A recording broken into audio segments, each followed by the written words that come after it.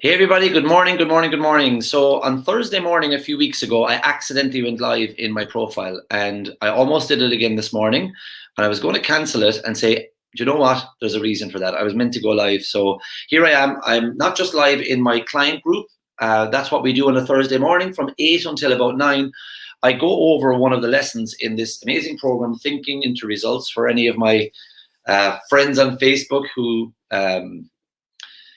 maybe have seen me change my career and do various different things over the last number of years. This is the program that started the whole thing. My house, my business, increasing my acupuncture business, and then eventually closing it down and going full time into coaching and consulting. This is the tattered and torn workbook that did it all, and I'm really honored and grateful to say that I get to use this material every day with people from all over the world who are watching live with you this morning. So I'm not just live in my client group, I'm live in my own personal profile. And there was, as I say, there was a reason for this. So this morning, what we're doing is we're concluding the second to last week before Christmas. And every Monday, I go over one of the 12 lessons. And this week we did lesson 7, which is all about fear, what it actually is, how it really affects us when we don't know what it is and how to control it. And then on Tuesday nights, we have a hot seat coaching where everybody's on the screen. We can all see everyone, and we get vulnerable, we get open and honest, and we really start talking about what's going on, and we blast through those problems and we move on. Wednesday, then we do like a high-level mindset. And Thursday is the day we kind of finish off the week. And at the end of every one of the 12 lessons, there's a particular article that's been chosen by my mentors, Bob Proctor and Sandy Gallagher. And today, it's all about risk-taking. And we are raised to have a whole different kind of language that maybe me and my clients talk about. I wouldn't see risk-taking as a negative. I wouldn't see feeling stuck as a negative. I see them all as expressions of the same thing, which is the growth phase, which is changing your life, going after new things. If you're always going with the same set of risks, you're always going to end up with the same set of results. If you're not going past fear, then you're always going to be with the same results that you have right now. So the week that we go through the fear lesson, lesson 7, how to overcome fear, how to break through terror barriers, can be a really big week for the whole client group, because they start being really honest with themselves and they start understanding that these symptoms, you might recognize some of these: procrastination, just dossing around the place, kind of not really doing anything, feeling unproductive, feeling exhausted, feeling frustrated, envious, doubtful, worrying. These are all symptoms of fear. Don't need to explain it. I did it on Monday evening with the clients. I'm not going to dig into it on a deep level because today is all about the article. But I would ask any of you to really understand fear is, how does it manifest in your own life? How does it show up for you? And learn it. It's the great thing is to really find out what our fear is. What is, oh, that's me. I'm always like this. What is that? When you describe that, oh God, I'm terrible with numbers. Geez, I have a terrible memory. All of these things that you say about yourself, just to kind of analyze them, see where they're coming from. And you have some sort of a fear. Fear, if it's afraid to do public speaking, then it's fear of criticism.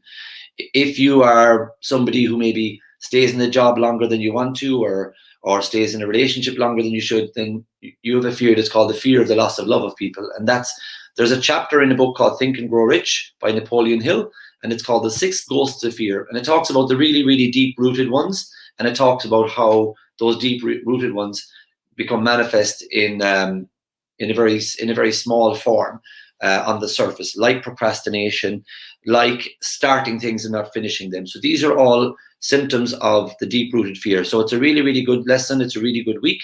And, for those of you that are seeing me on a Thursday morning and you don't normally do this, welcome. And you're welcome to today, because as I said, it happened by accident a few weeks ago. I went live in my own personal profile instead of into the group, and I did the whole thing, and it almost happened again this morning, and I was going to correct it, and I said, no, somebody somewhere is meant to hear this today. And I've been on Instagram all week about fear, and the amount of replies and personal messages, it's like, fear really holds me back. Well, guess what? It holds all of us back, even people who've gone to the next level. You get there and you realize there's a whole new set of fears. Okay, so it's always going to be there. To eliminate all fear is to eliminate all growth. We just need to understand that. It's never going away. You just need to understand how it shows up for you so that you can deal with it and move on. Okay, so I'm going to get right into the article. For everybody here in the client group, just you can type your wins. Let's see where we're at. I need to go into my own profile so I can see. So guys, for those of you in the client group, if you're posting your oh yes, I can see I didn't go live in the client group. That's okay. Let's see, can I edit that? Just one sec. Yeah, I'm going to put it in the client group as well. Okay, so I should be live in there as well. So for those of you who are watching live in the client group, I can see your messages here privately. So just type in your wins and your gratitudes for the week that you've just had. And yes, I can see. So everybody there, that's going to be just for ourselves in the client group. Just type in your wins that you've had for the week. It's been a great week. We've seen some great things happen for people. So type them in, and we'd love to acknowledge that this week. Okay, so let's get into this chapter today. Let's get into choosing. Let's get into risk taking and what it really is. For those of you watching in other platforms, your whole concept of risk taking, I hope, changes after this morning. So Bob talks here about, he goes, the dictionary tells us that to risk is to expose oneself to a chance of loss. He goes, I guess that's true, but another piece suggests the following. To laugh, this is really good. To laugh is to risk appearing like a fool. To weep is to risk appearing sentimental. To reach out for another is to risk involvement. You know, to reach out to help people is to risk involvement. To expose feelings is to risk exposing your true self. To place your ideas and your dreams before a crowd of people is to risk their loss or disapproval. To love is to risk not being loved in return. To live is to risk dying. To hope is to risk despair, and to try is to risk failure. He says, you may avoid suffering and sorrow if you do not risk, but you can simply never learn, feel, change, grow, love, or really, really live if you don't risk at all. The greatest hazard of life is to risk nothing. The person who risks nothing does nothing, and thus has nothing. Only a person who risks is truly free. What causes individuals to shy away from taking a risk, even if it's a very, very low risk, and will give them something that they really want? Well, he says, certainly on most people's list would be fear of loss, fear of failure, and fear of a perceived humiliation if the loss was going to occur. Now, you saw me do the perceived humiliation, because I think not even a best friend, a fairly close friend would say to you, don't worry about it. Look, you'll be fine. It doesn't matter. Now, I've been there. Some of you watching this live, perhaps you've seen me at a wedding, tie around the head, doing some sort of a Michael Jackson moonwalk about 2 a.m. I've been in a lot of hotel breakfast the morning after going, oh, Jesus, what have I done? I remember famously in Birmingham, I was in a mastermind group this morning and we were talking about this song from Dirty Dancing, The Time of My Life. And I remember my wife was a bridesmaid and this guy's wife was a bridesmaid. And I'm 6'1.5" and he's quite small. So we were good mates and we were having a bit of a crack. And then one day we met in the lobby in Birmingham and we were going out shopping. And everyone was like, look at the two of them. It was like black shoes, denim jeans, black tops, and 2 umbrellas. We looked like we looked like twins, you know, Schwarzenegger and Danny DeVito. So anyway, it was a bit of a standing joke that the two, the wags, you know, like we weren't the wags, we were the husbands of the bridesmaids. Were forming this little what do they call it? A bromance, you know. So it was a bit of a theme of the wedding party. Oh, look at the lads hanging out together. And anyway, Dirty Dancing came on and we were dancing with our wives and eventually we broke away and he runs across the floor and I grabbed him and we did the lift. And I believe the photograph is in the wedding album of me doing the lift with the guy.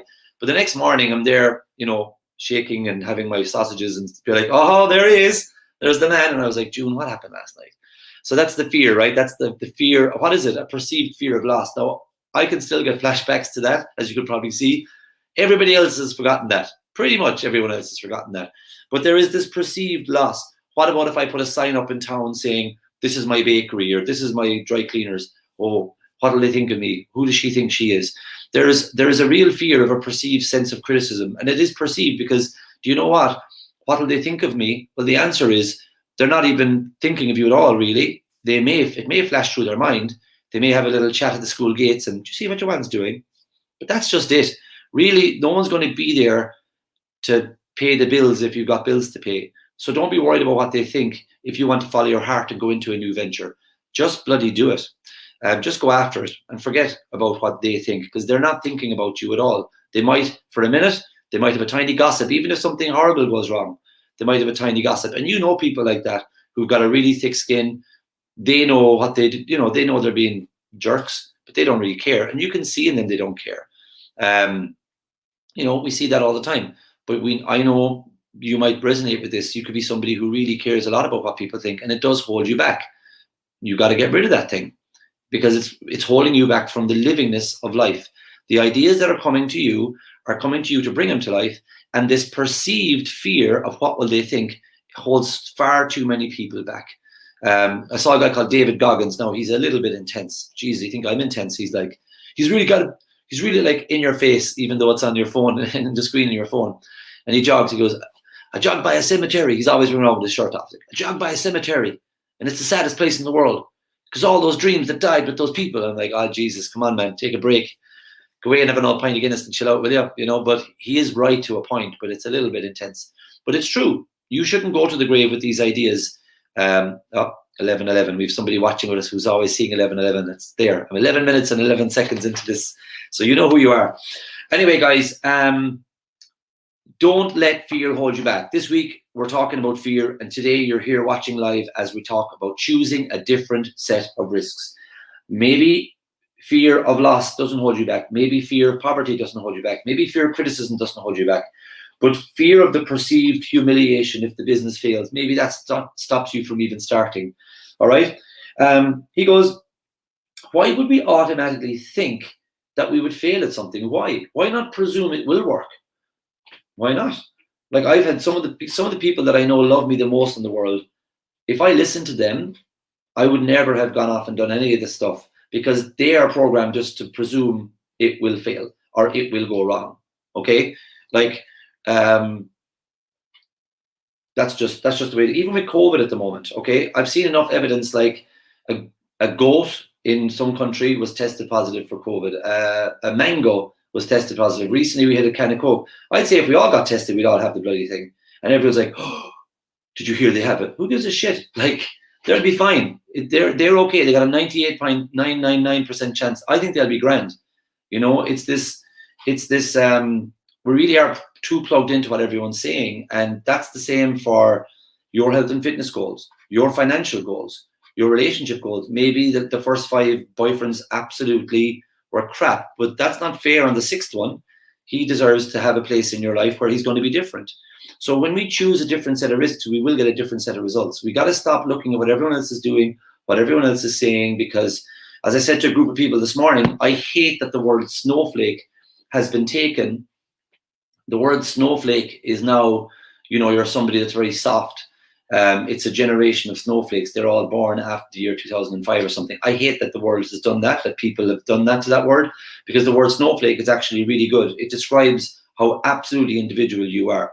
You're not the results of your parents. You're not the results of their parents. You are an absolute genius, and you can do whatever you want. You just need to trust yourself and understand who you are and start going after it every day. So one of the best ways to overcome fear is to, number one, stop thinking about what other people think, because they're not thinking about you whatsoever. And don't presume you'll fail, because you will if you have a greater chance of failing. Presume that you'll succeed. We had an absolutely amazing woman join our client base recently, and she had such a massive 7-day turnaround. She started off by going, holy shit, I'm a bit overwhelmed. Like, what am I going to do here? Pardon me for swearing. I could be live in someone's house that I'm not used to being live in. Pardon me.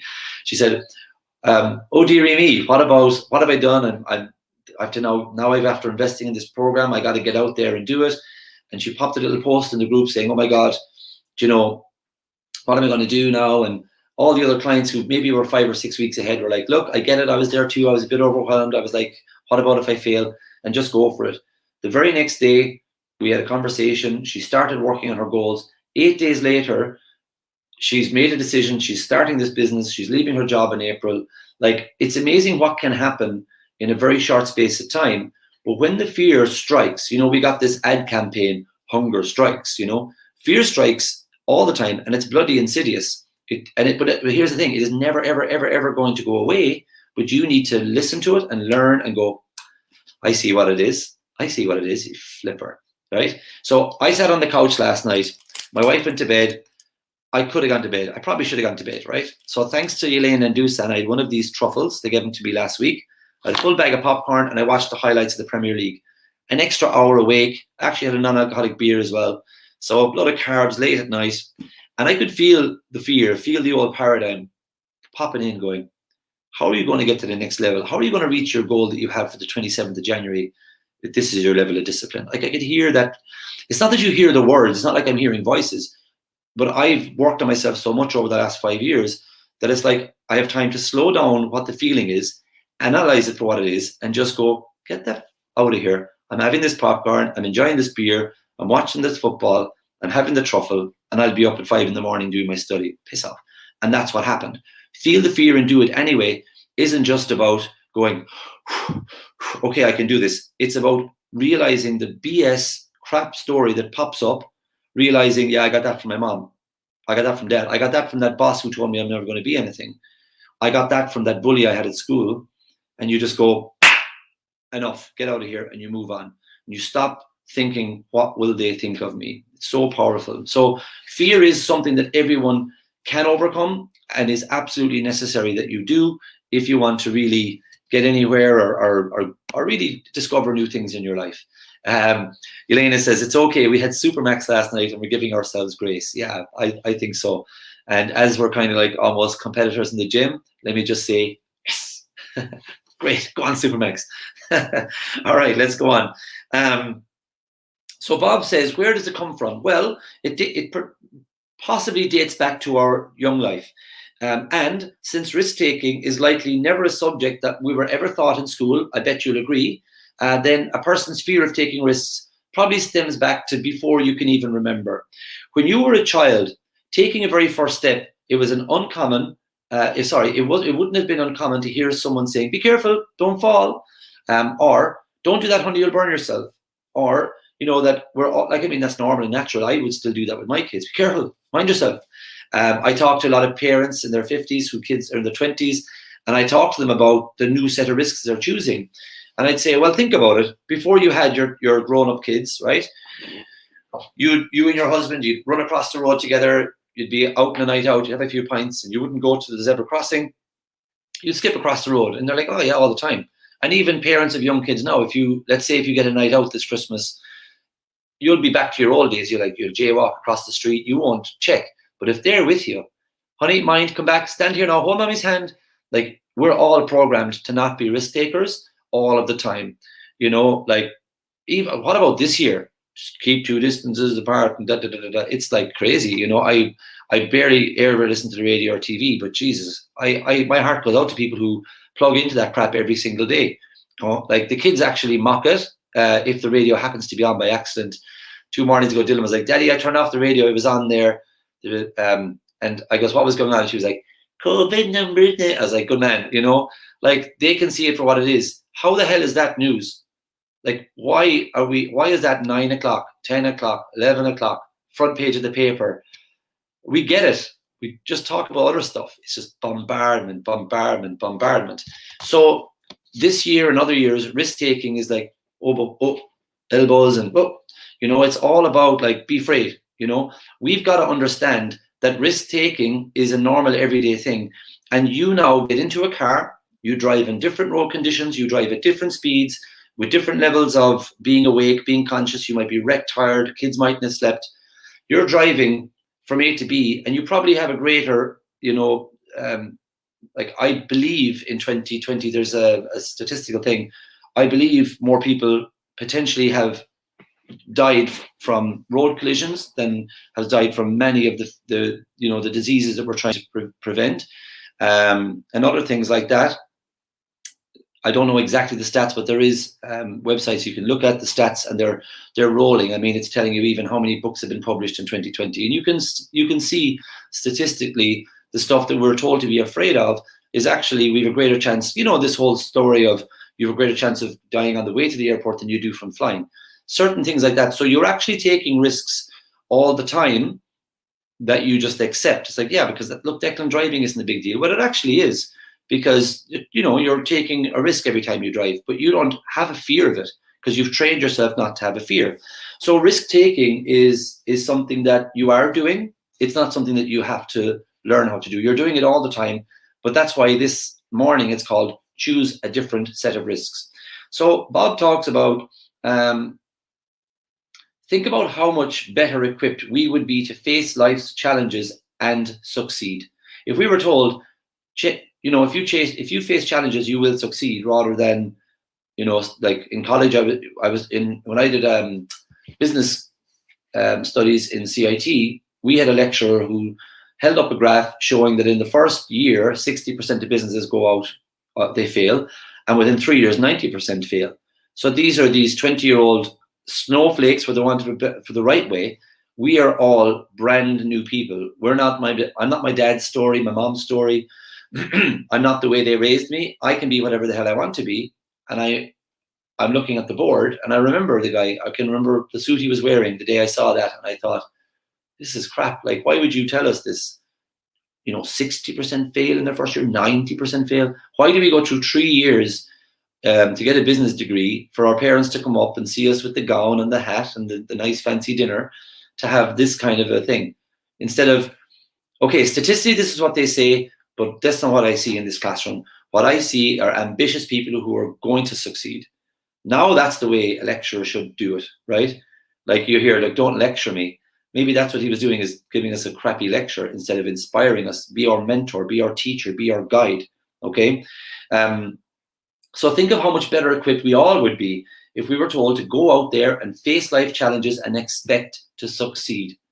If we had repetitively heard, take a chance, do not worry about failing, because you ultimately will fall. And probably along the way you are going to fall, but that's part of the journey. If we were told that from an early stage, we wouldn't be like so many people thank me, and they thank us for this material, and oh my God, Bob's great. Do you know what? We're not great at all. We're just helping you to see how bloody great you are and allowing you to take these risks. When that lady was vulnerable last week, it's like, oh my God, I'm a bit overwhelmed. And everyone was like, yeah, I was too, but just go after it. Write out your goal, read it every morning, ask Declan for help. She's like a different woman already, and she's only in 2 weeks. She's going to be with us for another 5.5 months. She's going to choose a different set of risks. Same amount of waking hours every day. She's going to sleep in the same bed. She's got the same first name and surname. She went out for dinner with her friends the other night, and she said, you just watch me. And she kind of said something like that. She didn't tell them her goal, because I told her, like, you got to really keep it to yourself. Don't go out saying, I'm going to do this and I'm going to do that, because she's not got that big strength yet.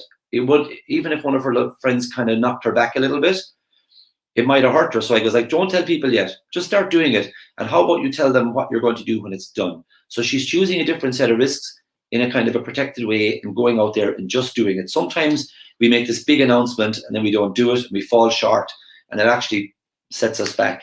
So failing is never going to make you a failure unless you quit. Failing will never make you a failure unless you quit. Failing happens. You'll fail along the way, but quitting is the only time that it's a true failure. Unfortunately, very few people heard anything like this when they were small. The vast majority of our population have been mentally programmed to always play it safe. A little baby is a natural born risk taker. Babies never consider the consequences of falling when they're learning to walk. Same with cycling. Falling is acknowledged as a natural consequence, and learning to walk, I guess you could call it a calculated gamble. It's a prerequisite to master a myriad of motor skills required. And we have other prerequisites, like we all say, well, yeah, I mean, when I'm 17, I'll get my driver's license. We don't go, when I'm 17, I might very likely take a very risky decision. Guys, I'm actually thinking of becoming a driver. I know, look, I know. But like everyone's like, of course, you get your license. You see, it is a risk to get out every day and take your loved ones in a car. The different varying levels of tread depth in your tires is increasing or decreasing the risk you have of collision or accident. And you're like, nah, I drive. Yeah, I drive a car. You can choose a different set of risks. Let's say if you have an allergy and you go out, like you're taking risks. If you have a nut allergy or whatever, you're taking risks that the person in the kitchen has prepared correctly. So then we have like, okay, this is what I want to do, but I won't do that. because it's risky. Okay, so we're changing that word this morning, and understand that it is a necessary part of growth. I'm going to park. Let's do one more here. Bob says there's a 4-letter word that most parents use around their children so frequently, and it was used around us as well. Children pick it up before too long. It's buried into the treasury of the subconscious mind. And that 4-letter word is can't, C-A-N-T. This word has done more damage than a lot of other words that have 4 letters. Can't is a word that paralyzes the constructive process. Declan, I talked to a woman yesterday, and I got her to rewrite her goal. And for the next 14 days, don't think about the how, not for one more millisecond. Because every time she thinks of the goal, she knows that she could do 5 or 6 different businesses and would be a success at any of them. But what did she say? I can't settle for one of them, Declan. Like, I can't feel excited about any of them. So the more she says that, there's no chance of her. I can't, it's like stops the flow. You know, it just stops the flow. It's like saying, okay, there's a set of 3 balls there that I want to juggle, but I can't. The minute you say, I can't, you're putting 2 handcuffs on yourself, and yeah, you're really risking the chance of juggling. Right, I don't know how I'm going to juggle, but I'm going to practice and practice and practice, come back to me in an hour, and then I'm going to show you. That person is already telling somebody else they're going to do it, setting up a vision in their mind of them practicing for an hour. There's a great chance they're going to do it, but the person that goes, I can't juggle, straight away, okay, you're right. And that's the way you're going to be. I can't open a business. I can't write a book. I can't leave this job and start something and go somewhere else. I can't. You're right. But I've seen people who lost all of their bookings for the summer, who are wedding photographers or other people involved with wedding bookings and hotel hires and all that, be taken away on March 13th last year. Boom, boom, boom, boom, boom. Cancellation, cancellation, cancellation. And I've seen them absolutely thrive and grow in a COVID year. If I told them in January all the bookings would be gone, they never would have started working with us and deciding they're going to learn how to think, feel, act, and do whatever the hell they want for the rest of their lives. They would not have, because they would have said that's risky. But because they had invested in themselves, because they were working with us, and because the world decided to shut down and weddings were stopped, and because all of their business was taken away, they said, okay, now I'm going to choose a different set of risks. Instead of doing that, I'm going to do this. And they grew in different ways. And I said to them in September when they finished, you know, if I could give you 10 times back what you've invested, and instead I could hold up a pen and zap your way of going, take you back to your own way of thinking, would you do it? No way. The freedom I have, the way I think right now, I wouldn't change it for any money in the world. You see, so learning risk-taking alone, learning proper goal setting is amazing. But learning how to get rid of fear, pardon me, I'll go back and change those words. You'll never get rid of it. Learning how to walk through life, understanding what fear is. In Irish, it's agla. In French, it's peur. In Germany, it's angst. In other languages, they have developed words that describe a vibration in the body. For some people, it's an upset tummy. For other people, it's a sleepless night. For other people, it's pigging out on food. For other people, it's telling everyone what they're going to do. Fear manifests in different ways for every single one of you, and you are a snowflake, you are individual. Figure out what it is so that you understand what it is. Fear of criticism was one for me. So my paradigm, my old way of being is like, how in the hell do you think that you're going to go and do 5 times the goal you did in November by the 27th of January with this kind of a behavior? You should have gone to bed, you'd be up earlier, you'd be fitter in the morning, you'd have more energy. I'm like, piss off, you know? But all of us have that fear, we listen to it and we bite our nails, and it just plays this rubbish over and over in our mind, okay? So if you're going to do anything this week, just have a little think. Buy the book Think and Grow Rich. Go to the chapter, The 6 Ghosts of Fear, and analyze them and look at, say, which one of them do I think stops me? And it could be one of the greatest gifts. We have a lady over there, Tara, and yesterday I was on a live call and I asked her, how do you feel about that? She goes, I told her to go live in our group. I said, you go live in our group now today. She's like, what? I've never done a live before. And she spent ages, and she said, yeah, I was probably an hour or two being nervous, and I was nervous right throughout. But she got back day after day after day. There's about 30 positive comments from the rest of the clients. It's changed her forever. because now her subconscious mind understands that risk taking gets you there. Like lab rats, okay, let's say there's 6 buttons in front of them. For fat, they'll go click, click, click, click, click, and they'll give up. For cocaine, they'll go click, click, click, click, click, click, click, click, click, click, click, click, and they'll give up. They might keep clicking the button, and then they'll get a bit of cocaine, but they'll give up. You know, let's say they do it 20 times, and they get cocaine. After a few days, they'll do it again, and they might make it 50 times, but they'll give up after about 20, 25. They'll say, this one isn't working. But for sugar, they'll never stop clicking. And the corporations know this. That's why a lot of sugar is added to everything. Like, I bet you if you brought back people from the 1960s, bread, like shop bread, they'd be like, that's not bread. You know, it tastes differently because there's a lot of sugar in bread for freshness and certain things. And not even sugar now, it's high fructose corn syrup. So it's not even sugar, it's sweetener. And it's responsible for obesity and stuff. But the people who manufacture food know this about us, and they know the drives. Fear of loss, fear is used against us a lot. Advertisers use the fear of being different by saying, like, you know, showing a black and white screen of stuck with your old iPhone, you should get the new iPhone. And it's dark, cold music, and then the bright music. So everyone's like, I want to be like the bright person. I want to be like the shiny one. I'm going to do that. I don't want to be like that. So if they use fear against us to, you know, so it's there. But the problem is ignorance of how to change it makes us use it against ourselves. So that's what she said to me. She goes, actually, Declan, in hindsight, it was a gift. When I told her, she was like, oh shit, why did I book a call with him? Like, oh, for God's sake. Oh, but then she did it. And it was a gift because I've given her the gift of understanding. Like those rats that never stop clicking, they know if they keep clicking 50, 60, 100 times, a sugar pill will come out. This lady's subconscious mind knows that, yeah, if you throw yourself into a scary kind of a growth situation, you'll get a reward. The reward she had from all the positive feedback from all of the clients. I think one lady said that she was crying listening to her, like, man, that's unreal. That's going to change her.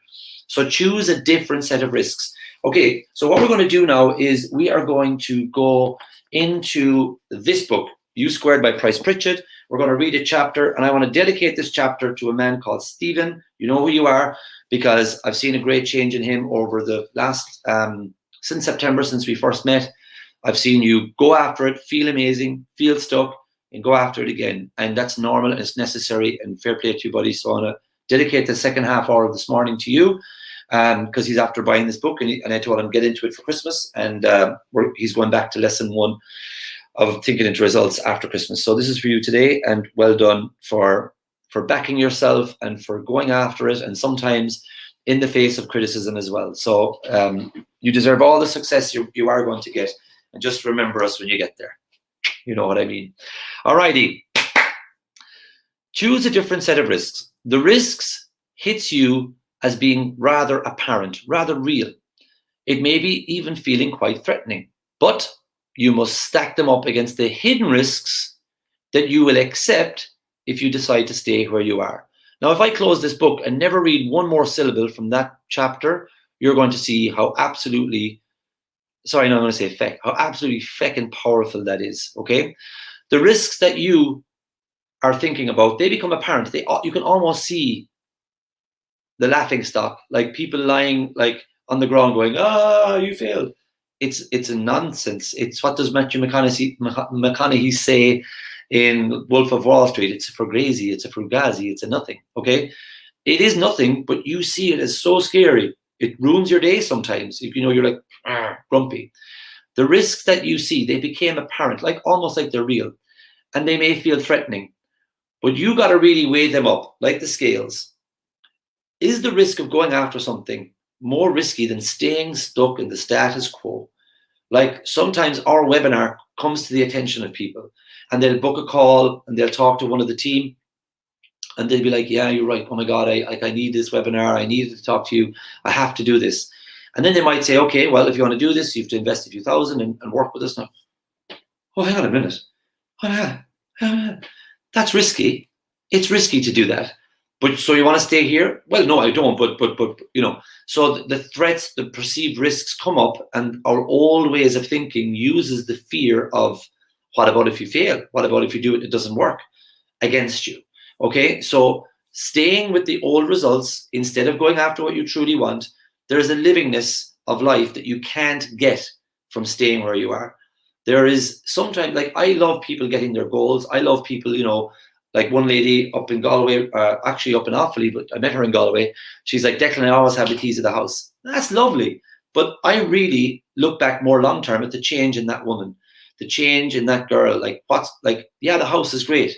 My own goal when I did this program was to build a house for my wife and my kids and myself. And it's great, but I've woken up in this house having a kind of a shitty day. Like, I've woken up feeling doubtful in this house. So it's the growth that we go through. The results are great, but the growth and the change you go through, there's the intangible benefits. Yeah, even if you start that business, that coffee bar or whatever, feck it if it fails after a year. You've learned so much about yourself. You might have made some contacts. You might have befriended somebody who came in every day for coffee, and it might be that person that you'd marry. It might be that person that asks you to join their company. You just never, ever know. I risked getting told no when I went to a bar in Cork City called Dennehy's Cross. I went in with my CV, fairly feckin' confident because I'd always gotten every job I ever went for. And they said no. I was like, what? You said no? And I could have been pissed off and I could have walked back to the house that I lived in. But instead I walked to the bus stop because I just kind of went out the door and I was a bit in shock. And I walked down the road, Wilton Road, and I came to number 8 bus and there was a Chinese there, the Wylam, I think it's called. And I was looking across the road like the Crow's Nest. I was like, it's a bit stuffy, that place. I prefer a sports bar. But look, then again, the bus is late. I'll go in there, sure. I'll go in. I asked for a job. They're like, yeah, we could start tomorrow. And what had happened there? I met a woman called June, and now we've got 3 kids. You just never know. I risked twice being told no on the one day. I said, feck it, let's go in. I could have stayed there. Probably if I had a smartphone back then, I would have stayed at the bus stop doing this. But I didn't. I had a Nokia 3210, savage. I was playing Snake, and I went across and I went in and I started working. I was like, Jesus, who's the brunette? She's all right. She wasn't thinking that at all. She didn't even see me. But here we are. So when you choose the risk, you just don't know. And I guarantee you, on the other side of the risk, the wins are always 10-fold, 20-fold, 30-fold, 40-fold, 50-fold. Sinead Meany, your book has not arrived yet. I think about you every day. I think about you every day, Sinead, just as I'm after talking about my wife. No, I think about you that you haven't received. You won a competition, you won a book. I haven't forgotten about you. It hasn't arrived, so I apologize, but it's on its way. All right, let's get into it. That's the first paragraph of this, and that's enough. Risking what you're going after, which is greater? What may happen, like you may win or lose, but this is a definite. Staying here is a definite. Which is riskier? Okay, let's get on. Ask yourself, what are you risking at all if you don't go for the quantum leap? The risk is that you won't get what you really want. Like one person said to me, I tell you a lie, 2 people said to me in Tralee at my very, very first event, Declan, the one thing that you said tonight that really struck a chord with me was, that idea that's come to me has come to me for a reason. I'm the only one that can bring it into life. That excites me and scares me. One of them is doing it. One of them is thinking of doing it still. 3 years, 4 years later, the Rose Hotel, Elena, the Rose Hotel, that's the very same room. One person said, the 2 people said the same thing to me. It was that idea has come to me really, that's the big impact. But she hasn't done it. The other one did, the other one didn't. They both believed me that the idea has come to them to give it life. One of them gave life to that idea and is happy. One of them has not given life to the idea. I'm not saying they're not happy, but I know that there's something that's unfulfilled within them. I'm not saying they're wrong either. Their time may come, but I know, and they know, I think I know, and I think they know that they're still sitting back and not going after it, okay? You've got to understand you will never truly escape risk. It's not something that you can decide to live without or with. Something is always at stake. You can only decide which risk to take. Whether you choose to go for the quantum leap or to follow your usual routines, you are putting something on the line always, always, always, always, always. So choose carefully. And don't kid yourself with the idea that playing it safe is living with the status quo and that's going to give you better odds. Not a feckin' chance. This year has proven that. The people I spoke to you about who went to the seminar in January and December and November and became clients, guaranteed 100% of them would not have gone ahead if I told them, by the way, for the first time in 100 years, there's going to be a global pandemic. Okay. In the definition of the word, by the way, my wife hates when I say this, but I am pedantic. Statistically, it's not a pandemic because of the amount of infected people and global population, but we're calling it a pandemic. But it's not, okay? It's not, and I don't care. I'm not a conspiracy theorist. Nobody could say I'm a woman because I'm a man. It's an undeniable fact. It's a fact that it is not, but we can call it that if it makes the media happy. A global pandemic is when there's proportionally, statistically, a higher number of dead and infected. Billions to 1 million is not a pandemic. Just saying. So whether you choose to go for the quantum leap or follow your usual routines, you're always putting something on the line. So choose carefully and do not kid yourself with the idea that playing it safe and living with the status quo gives you the best odds. That may be the surest way of losing, in fact. A quantum leap does mean that to some degree you must move beyond the zone of familiarity, security, and comfort.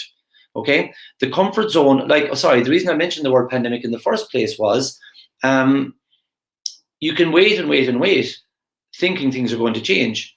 But as the world has shown you this year, as 9/11 showed us, we never know what's around the corner.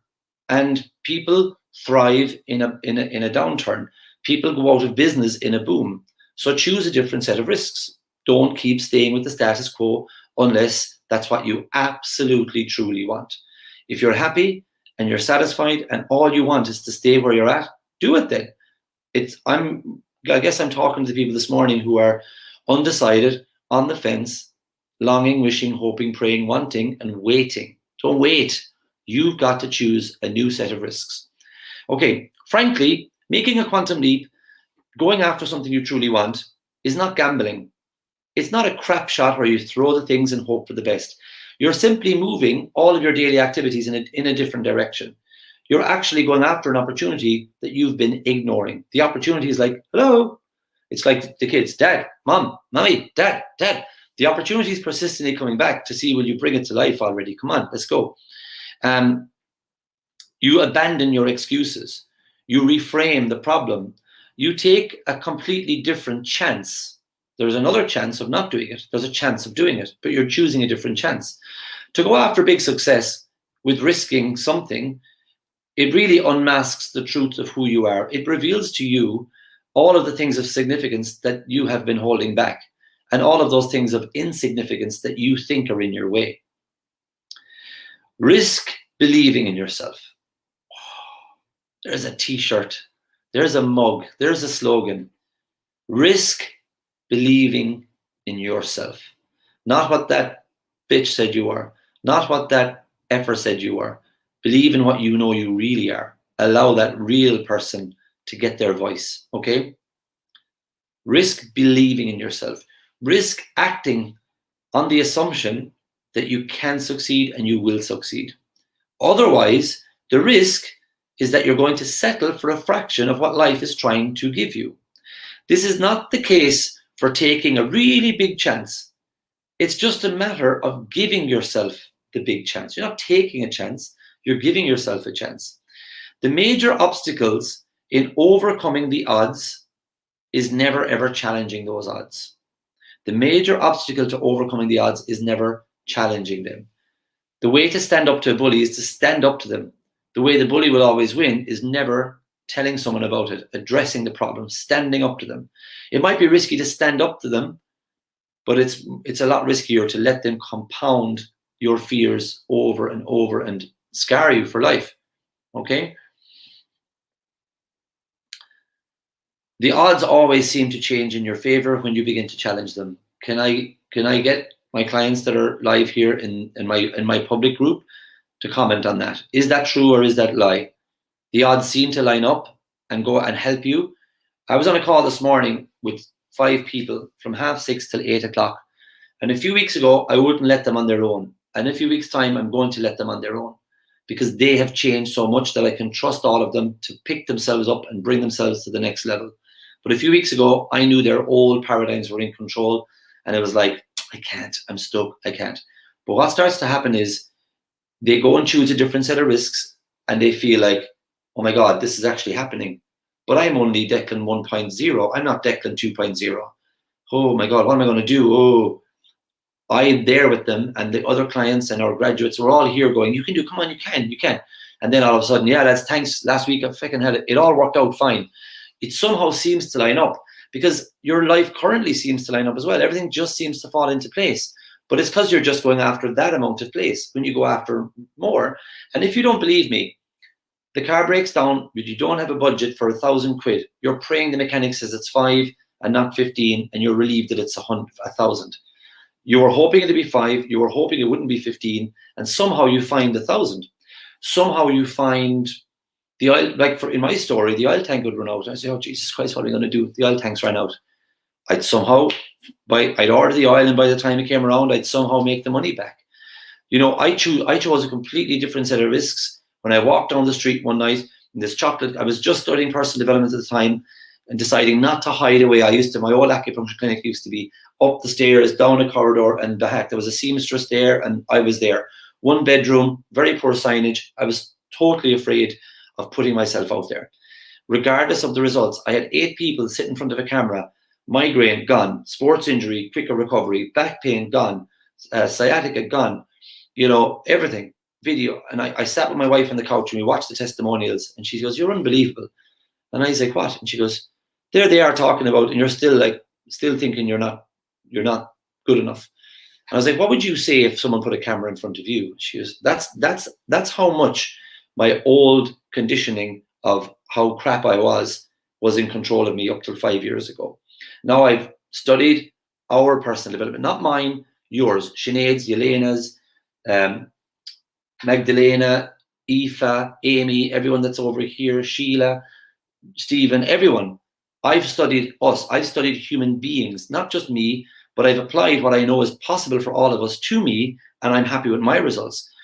I spend my days empowering people who were relative strangers a few months ago, who will be lifelong friends of mine because they're clients, and we go through a wonderful journey together to just understand how absolutely incredible they are. Choose a different set of risks. They don't need to know how, but go after these small set of risks. The tiniest little green shoot of proof, the littlest win is enough to build mansions upon, huge results upon, new relationships upon, new waistlines upon. Everyone's going after something different, but they're all coming from a place of boxed in by bull crap thinking processes that, guess what? None of us wrote away for them. None of us asked to think with limitations. But by God, we've got master's degrees in it, PH flipping D's in it, how to lack confidence, how to underestimate, how to postpone. We are brilliant at it, but it is not our fault. It's the way we're conditioned. Okay? Simple as that. It's the way we're I go to the post office. I could enroll a few clients some weeks, and I'll put a load of Jiffy bags together. I'll go to the post office, and I love everybody over there. I'm not talking about the people that run it or own it. I'm just talking about people in a public place. I'm just using it as an example. And I just go in and say, well, I mean, the beauty is that everything's like months ago, there was no sign of any vaccine or anything. I was like, yeah, I think everything's great. Like, what? It's like, yeah, everything seems to be turning around great. The world is recovering. People are coming out a lot. It's great. I think it'll be gone before Christmas. And it was like, people are like almost dropping there. What have you said? It was like, I just think differently. I act differently. My clients think differently. We act differently. We might as well. You know, you might as well. You might as well. Same with that thing, that hair salon, that online business, that extra side income, that I'm going to ask her. I've loved her forever. I'm going to ask her, does she feel the same? You know, that extension I want to do for my mom and dad, like whatever, just fucking do it. Just start one action today. But if you get nothing from this today, just get this one thing. You are always going to be faced with risk. You are always going to be choosing one set of risks. The risks that it is to perpetually stay in the cycle that you're in, or the risk of doing differently and maybe failing and going back into the cycle. Worst case scenario, you come back to where you are. You're not going to be homeless. You're not going to injure anyone. That's it. Like, I had breakfast with a dear friend a few weeks, or maybe it's a few months ago now, and she just happened to say, like, oh yeah, someone said they saw your ad, and they're like, he can never settle, that fella. And I saw the idea come across the breakfast table. I saw it dance around here, but then it just went. I didn't let it into my heart, because I know the life I'm living since I decided to close down my clinic, and I'm really, really happy. I've really helped a lot of people. I have no regrets. But maybe other people's perception is that I failed. I didn't. I chose to finish. But some of you might have saw that and gone into the heart, into the stomach all day long, replaying that. Is that what people think about me? Is that what's up? Those people that have said that don't know anything. But here's the thing. Those people were never there when I was feeling financially unwell. Those people were never there when I was lying in bed at night thinking, you're a piece of shit. You got 3 kids under the age of 5. Your wife deserves better than you. Those people were not there. Those absent-minded people that just said, boom, they don't know me, they know nothing about me, and they just said it to a friend who replayed it back.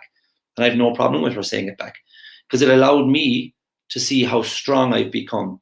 The fear, I'm one of the most confident people, always a bit of a show off, but that was all skin deep before. That was all superficial.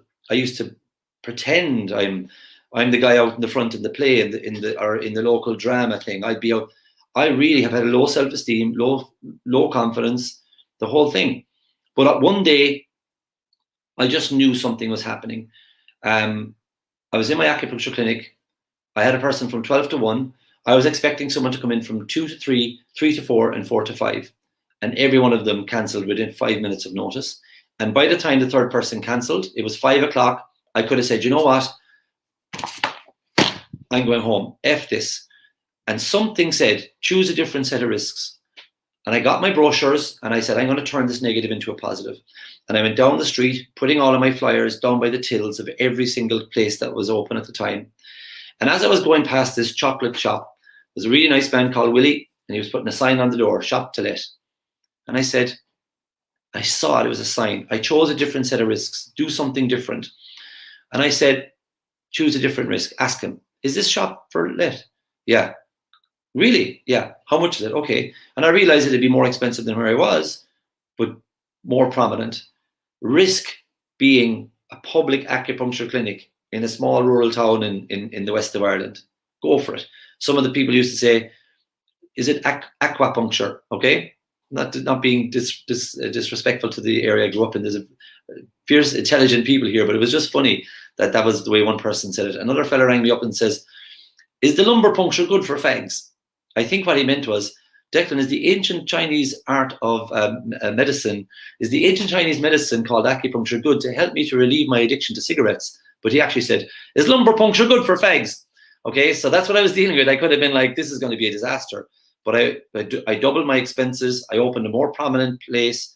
I chose a different set of risks. It allowed more people in this locality to form a yoga habit, because I risked again, and I asked a dear friend, would she partner with me and do yoga there? She decided to move on, and it left the space for 2 other people to come in and have the yoga clientele in a yoga space. This has become a center of healing, in a sense, for holistic wellness. It allowed other people to earn incomes. It allowed other people to sell products through the store. So many things happened. There was a woman from Sneem who came in and said, they were playing gin rummy. Maybe they were drinking gin. Let's say for the crack, they were drinking gin. A lot of women in Sneem were drinking gin. No, what is it? Whist. They were playing whist, and they heard about this. There's a Bayin from Portmagee, 30-something-year-old Bayin, that's nice. And he's after bringing this aquapuncture down to Carsibeen. If he can do that, could he bring us hearing aids? Because I'm sick of driving up and around the place to get them. And I rang a company and he goes, do you want to use my clinic? And they're like, yeah. That company now is full-time in Kerry. The first time they came was because I rang them, and they're like, yeah, we don't really go that far. Donegal and Kerry are too far away. I was like, do you not think there's customers here that need you? And now they have 2 permanent residencies here, one in Killarney, one in Tralee. I chose a different set of risks. I know a few of the customers, and they're really, really happy because they felt they were being screwed over by a different company. So my risk to do that has a massive trickle effect. And that's what a lot of the time it's about. It's not really about you. My kids have seen the best version of me because I chose a different set of risks. And it does vibrate out. It does go out into other people that you inspire. Okay, right, let's bring it in for a landing. I just want to read out some of the comments, and then we're done. And thank you for everybody being here today. The win, Aggie, I decided not to take any more clients for nail treatments. I know what I want to do. Wow, this is cool. We've been talking about this. You've made the decision. Well done, you. I know what I want to do and what will give me more satisfaction and time freedom. My decision is made. I put up a post with Christmas giveaway for permanent makeup treatments, and I know that 2021 is going to be a whole different results in business and personal growth. And you know what? You have sold me on the idea, because I know you sold yourself in that idea. The way you've written that, it's bursting off the page. And I kind of feel a bit bad, actually, I don't. You had to make that decision on your own. I was saying take time, but you made it. You made it. I was going to say give it a few weeks, wait till after Christmas. So well done. Really proud of you. Well done. That's top class. There's Noel Moore. Noel, I have to read back your or listen to your messages from yesterday. So Yelena, always be grateful for the ideas that choose you.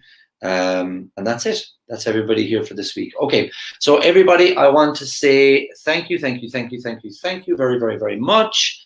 Hang on, someone said that they like my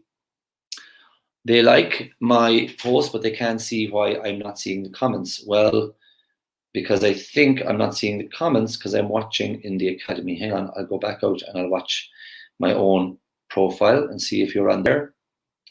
Yeah, I don't see your comments, Pauline. And you're in Zoom. You're in Zoom. I'm on multiple platforms. I'm glad you reminded me that I'm on Zoom. Oh, wow, we have 17 comments over here. I'm doing a simulcast. All right. Great job. Lovely. There's loads and loads of comments over here. Okay. Denise says, good morning. So this lady I told you about, she goes, the win is resigning my nursing post, and I'm grateful for the support of this group. So you know who you are. I was talking about you this morning, but I forgot that Zoom was running with a lot of people over here. Denise, shy, boopies. She goes, we lost the holiday. She said, okay, they were supposed to go on holiday tomorrow, but her husband managed to find another one, so they're off on Saturday. 2 weeks in the sun, lots of meditation, so very grateful. The wins are, hang on, you said your win is trying to let go of make things happen and thinking that you're more relaxed about it. Yes. So leave the tries to the rugby players and just let go of trying to be in control. Let go of being in control. You got to make space for God to do his work, for the universe to do its work. You've got to let, like, as I always say, Denise, you don't see me, kneeling down over my raised beds going, come on, potatoes, you can do it. Come on, carrots. I plant the seed and I know they're going to germinate and gestate, and you really work too hard on your goals. You need to just plant them, do your daily work, and let it go. So 2 weeks, brilliant. Leave your phone at home. Just join in our group, but stop growing your business. Take time off and just relax. That's actually being a good student, being a good follower is switching off. You need to let this grow, or you're really.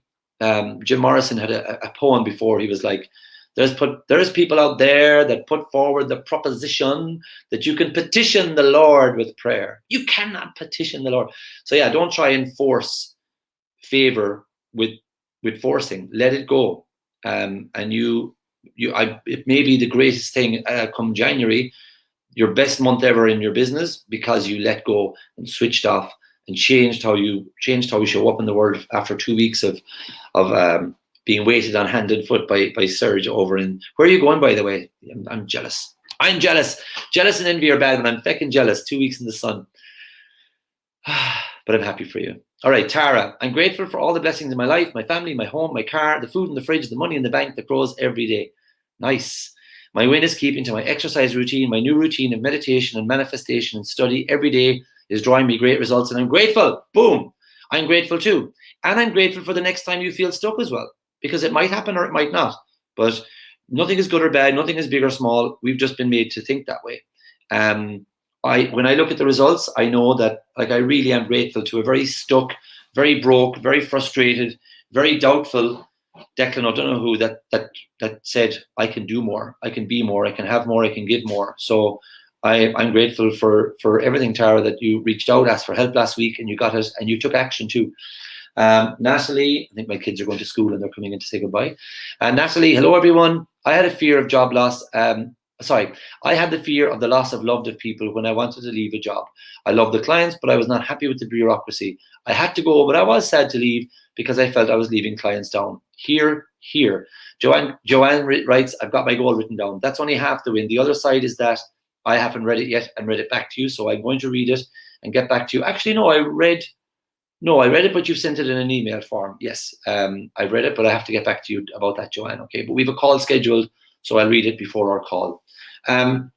Natalie wins. Her Unislim clients are getting great results. Awesome job. Now, again, if you didn't step out and do that, they wouldn't be getting those results. So it's often really not about us. It's not about our fears. You know, it's not all about us being scared to do it. Other people benefit so much by us stepping out and doing things.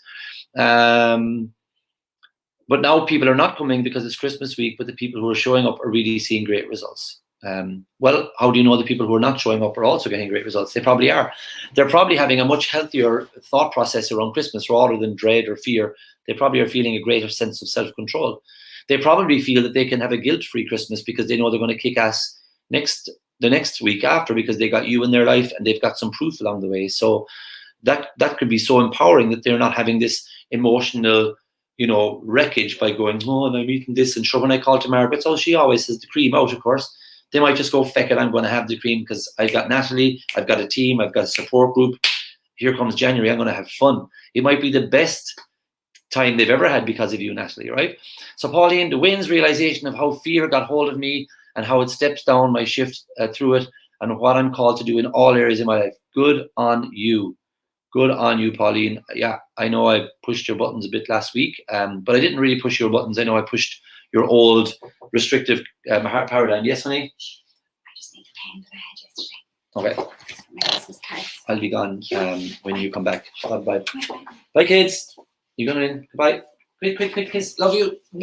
Bye. See you this evening. Go on. Take care of the puddings. Oh, I'll take care of the puddings. I'll give you instructions on that too. Bye.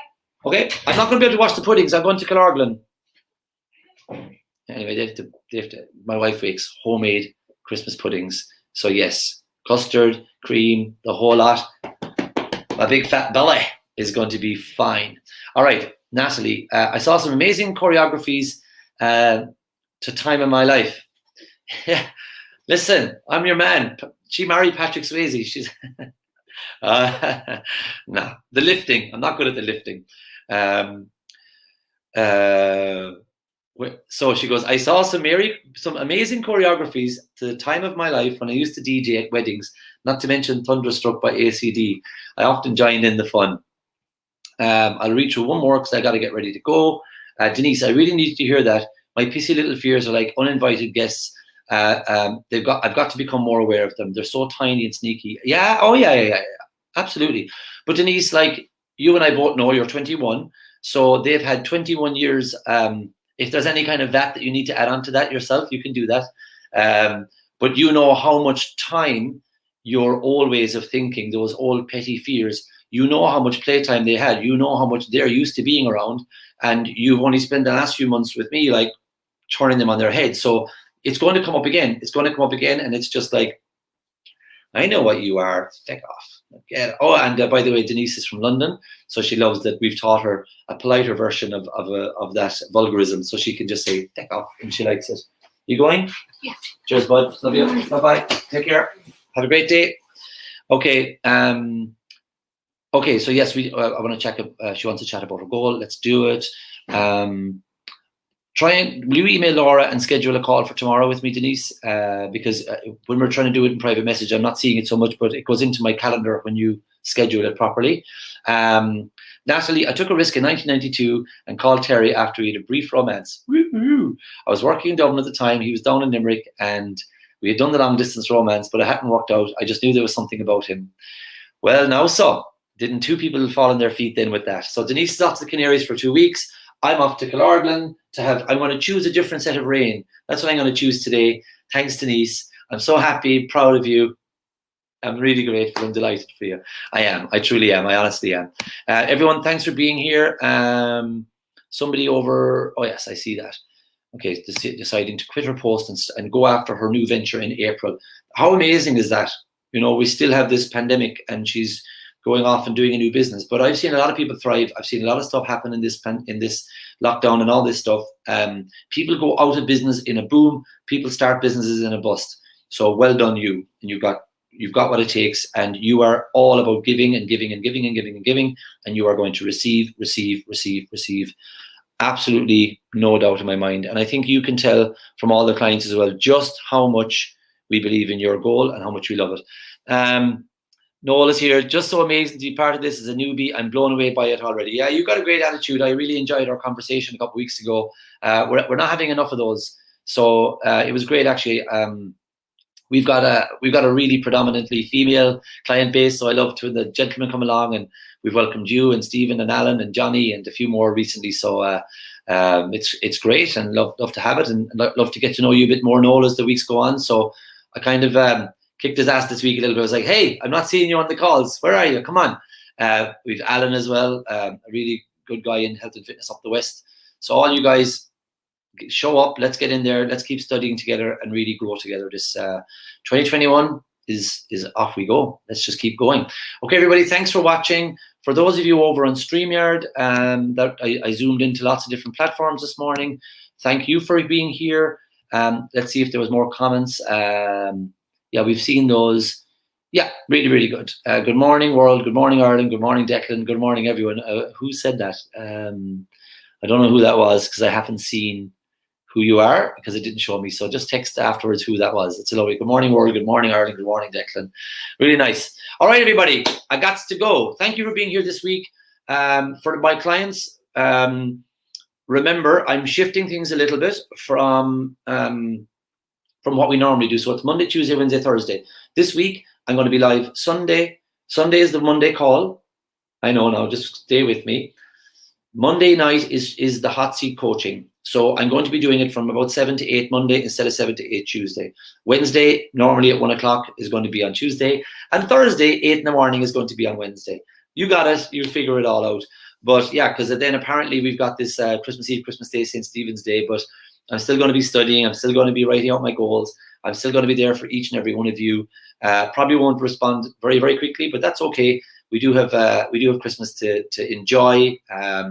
But yeah, thanks for everyone for all the wins you shared this week, for collaborating with each other. I want to say a special thank you to Grania, who's a really expert in marketing. She's actually put together something for you guys and sent it to me for me to approve to post in the group. So I just want to say thanks to you, Grania, for offering you've put a lot of time and effort and money into learning how to be so good at marketing. So to offer yourself to us like that was really big of you, and I thank you for that. And best of luck, everybody, with your weekend Christmas shopping and all that stuff. Have lots of fun, and wishing you and your family a great, healthy and happy weekend heading into Christmas week. Okay, see you guys on Sunday. Bye-bye. Take care. All the best. All right, time. It's the night.